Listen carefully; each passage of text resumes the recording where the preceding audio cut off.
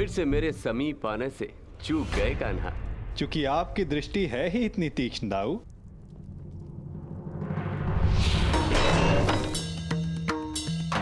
यदि रक्षक की दृष्टि तीक्ष्ण ना हुई तो शत्रु का कार्य सरल हो जाता है कान्हा। और मेरी दृष्टि से आज तक कोई भी दुश्मन की परछाई बच के नहीं जा सकी आज तक, और मेरे प्रहार से शत्रु के प्राण।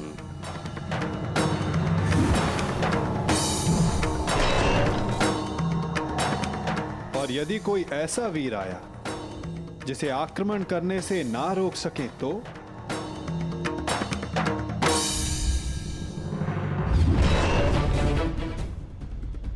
यदि वो कोई मनुष्य हुआ तो अपने काल को पुकारेगा। यदि वो राक्षस हुआ तो वो अपने प्राणों की भिक्षा मांगेगा।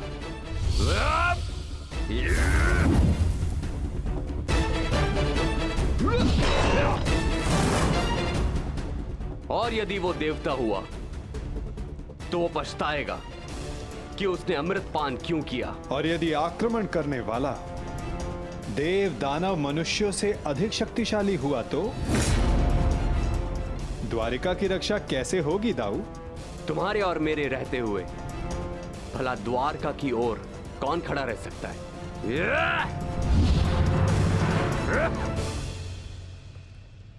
और यदि ऐसा कोई हो जो आपके और मेरे समक्ष खड़ा हो सके तो?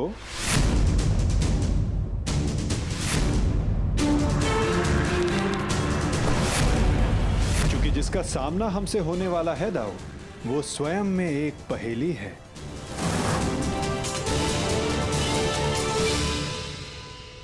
कब कौन समक्ष आ जाए कुछ कहा नहीं जा सकता दाऊ।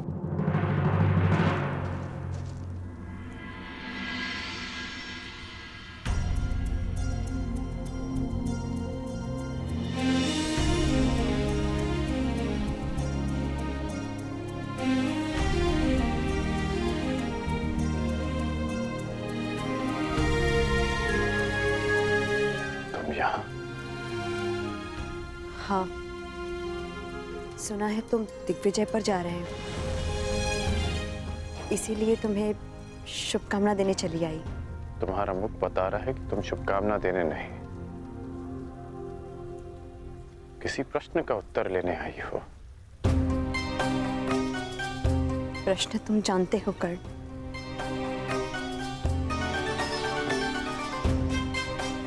जानता हूं कि मेरा लक्ष्य क्या है, कि मैंने एक महान परिवर्तन का वचन दिया था।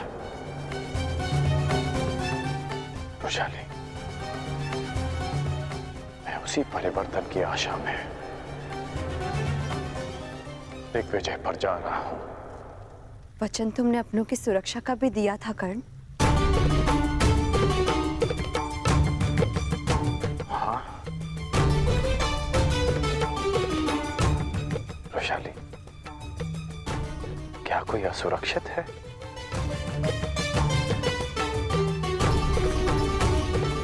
किसी को उसके अधिकारों से वंचित किया गया है क्या? हाँ, तुम्हारे अपनों में तुम्हारे राज्य के निवासियों के अतिरिक्त कोई और भी सम्मिलित है कर्ण।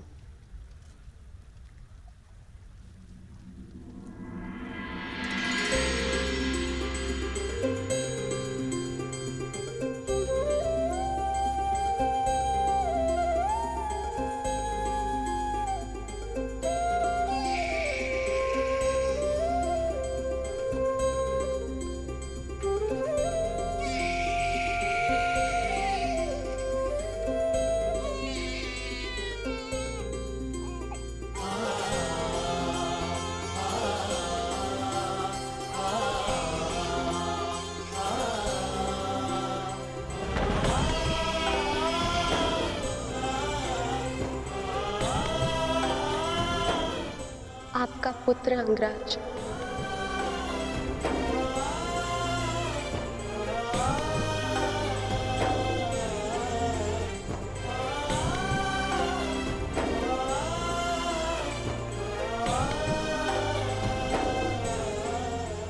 इसका नाम क्या रखा?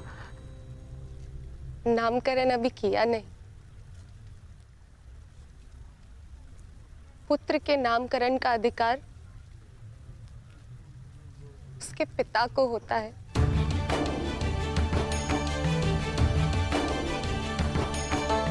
मेरा मानना है कि वृक्ष पर सबसे पहला अधिकार भूमि का होता है, बीज का नहीं। उसी बात ही एक संतान पर सबसे पहला अधिकार उसकी माता का होता है, जो 9 महीने अपने गर्भ में से रखती है। इसलिए सुप्रिया,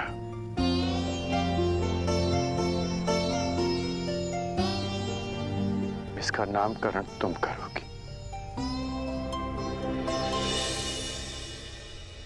ऋषिकेतु।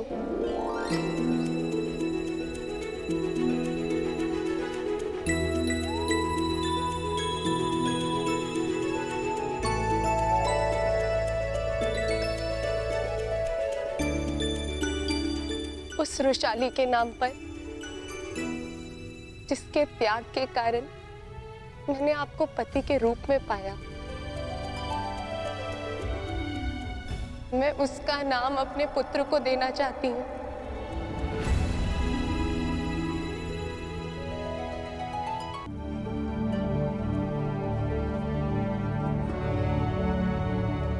अद्भुत।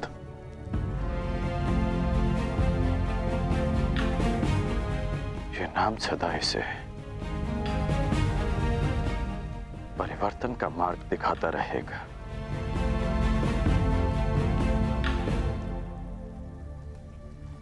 सुप्रिया, मैं नहीं जानता कि दिग्विजय पूर्ण होने में कितने वर्ष लगेंगे,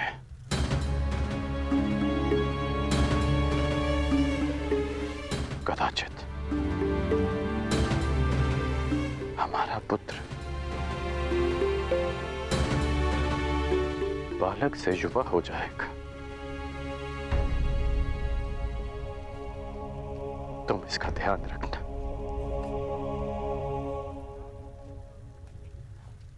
इसे कर्ण मत मनने देना।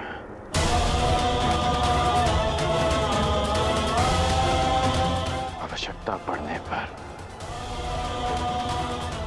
इसे वचन तोड़ना भी सिखाना।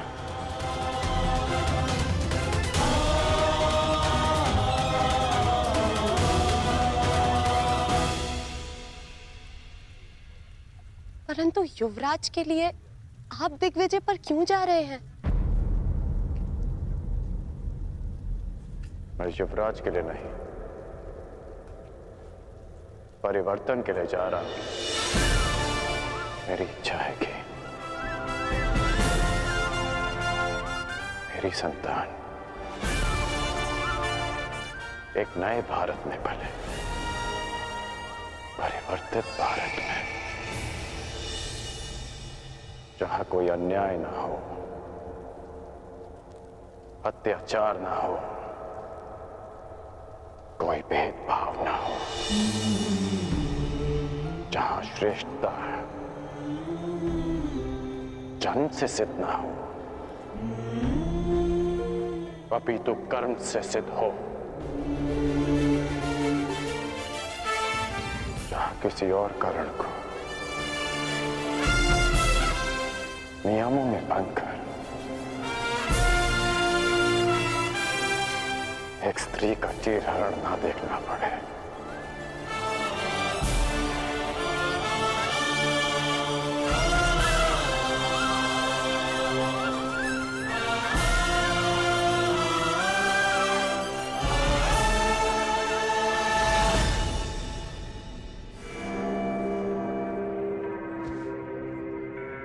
कुछ शेष तो नहीं रह गया? जी नहीं।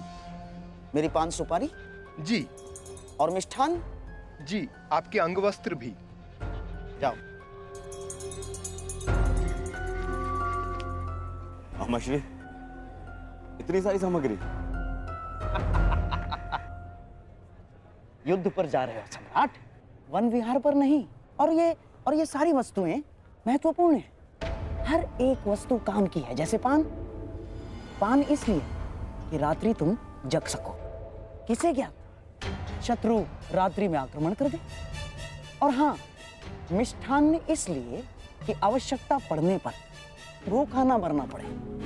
अतिरिक्त अंग वस्त्र भी ले लिए मैंने, आवश्यकता पड़े तो ले लेना। ये सब क्या है गांधार नरेश?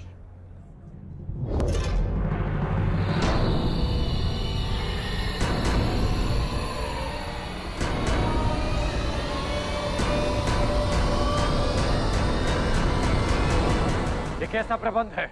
ये ऐसा प्रबंध अंगराज कि मैं और मेरा सम्राट दुर्योधन तुम्हारे साथ इस दिग्विजय यात्रा पर चलेंगे।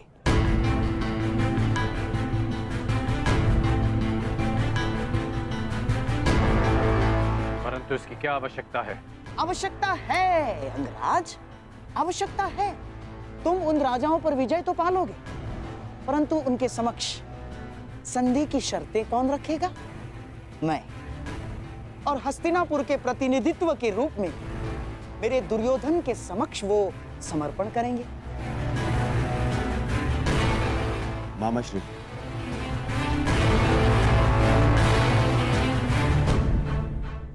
मित्र, मैं केवल इसलिए चल रहा हूं ताकि अपनी आंखों से तुम्हें सभी राजाओं पर विजय प्राप्त करते हुए देख सकूं। परंतु यदि तुम नहीं चाहते कि मैं साथ चलूं, तो हम नहीं जाएंगे। नहीं युवराज, आपकी इच्छा, इस सेवक के लिए आदेश है, मुझे कोई आपत्ति नहीं। तो ठीक है, हम दिग्विजय यात्रा का प्रारंभ द्वारका से करेंगे। पांचाल दिग्विजय यात्रा पांचाल से आरंभ होगी।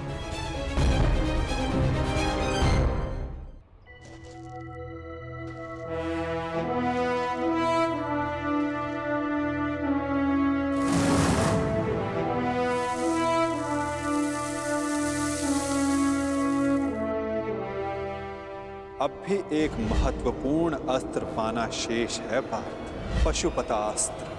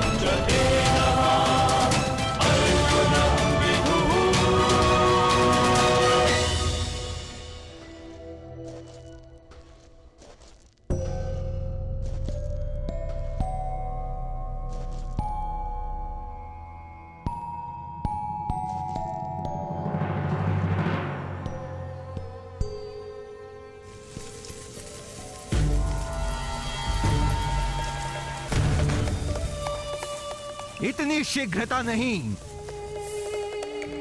मेरा लक्ष्य तुम्हें हानि पहुंचाना नहीं है, मुझे मार्ग दो। मार्ग में आए हो तो बिना युद्ध किए नहीं जा सकते। जो कुछ उस कुरु सभा में हुआ, उसके पश्चात पांचाल विष उगलने को तैयार होगा। और इससे पहले पांचाली के पिता अपनी पुत्री के अपमान का प्रतिकार करें, हमें उन पे आक्रमण करके उन्हें निशक्त करना होगा।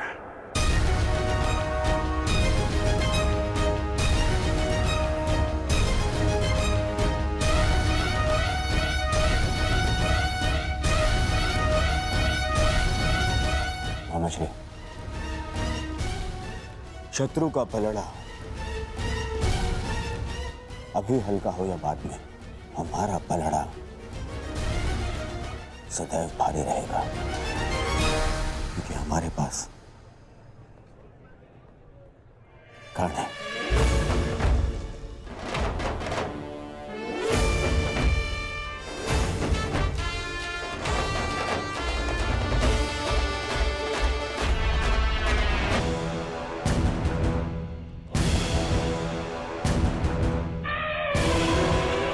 धर्मानुसार आक्रमण से पूर्व हमें पांचाल को चेतावनी देनी होगी। आक्रमण से पूर्व उन्हें समर्पण का अवसर देना आवश्यक है। मामा श्री, कहीं ऐसा ना हो कि हमारी दिग्विजय से पहले अर्जुन दिव्यास्त्र प्राप्त कर ले। इसीलिए तो मैं पहले द्वारका पर आक्रमण करवाना चाहता था दुर्योधन, परंतु चिंतित ना हो, पशुपतास्त्र पाना कोई सरल कार्य नहीं। मार्ग में बहुत सी बाधाएं भी हैं सम्राट। मैं तुम्हें हानि नहीं पहुंचाना चाहता, परंतु मुझे मेरा मार्ग भी बनाना है।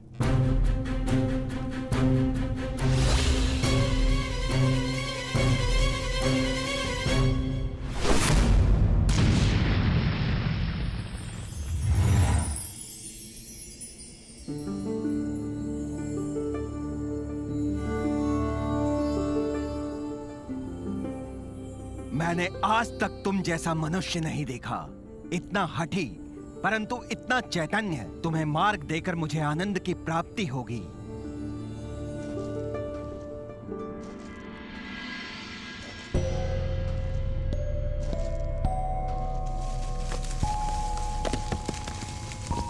कौन है? कौन है यहाँ?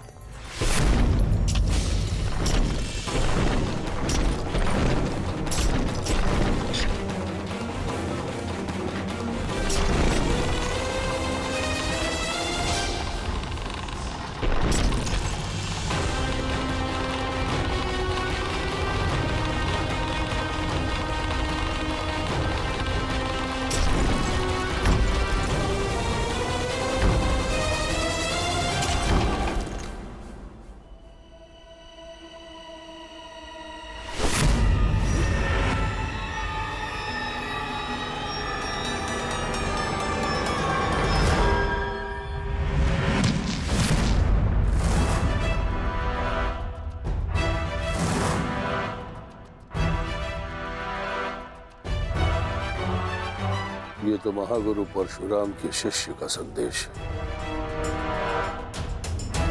परंतु किसका? द्रोण का, भीष्म का, या फिर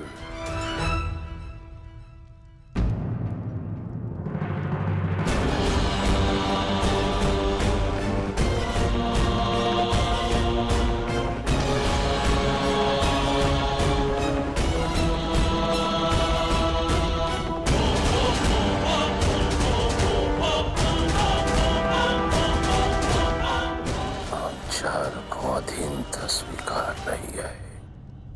वो दुर्योधन भूल गया कि युद्ध में उसका और उसकी सेना का क्या परिणाम हुआ था। अपने गुरु द्रोणाचार्य के लिए गुरु दक्षिणा लेने आया था वो, परंतु हमने स्वयं उसे उसके प्राणों की दक्षिणा दी। जिस हस्तिनापुर में हमारी पुत्री का अपमान हुआ, उस हस्तिनापुर से संधि कदापि नहीं। अपनी पुत्री के अपमान का प्रतिशोध हम लेंगे।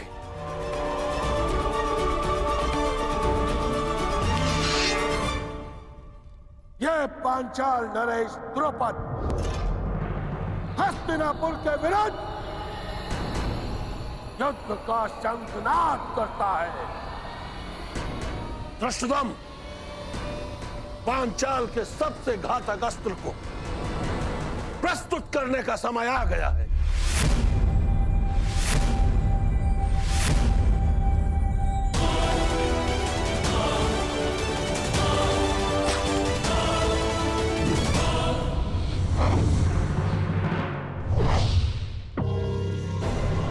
मुझे लगता है कि अपने दामाद पांडवों का परिणाम देखकर पांचाल नरेश संधि कर ही लेंगे। मुझे विपरीत उत्तर की अपेक्षा है युवराज।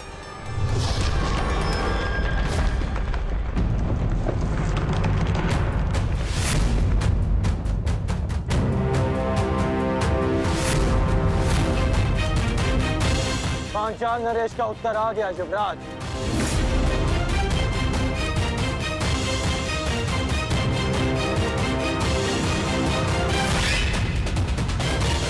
शांति सदा युद्ध से श्रेष्ठ होती है। हमने शांति का प्रयास किया जो निष्फल रहा। अब शांति का अपमान करने का फल पांचाल नरेश को चुकाना होगा।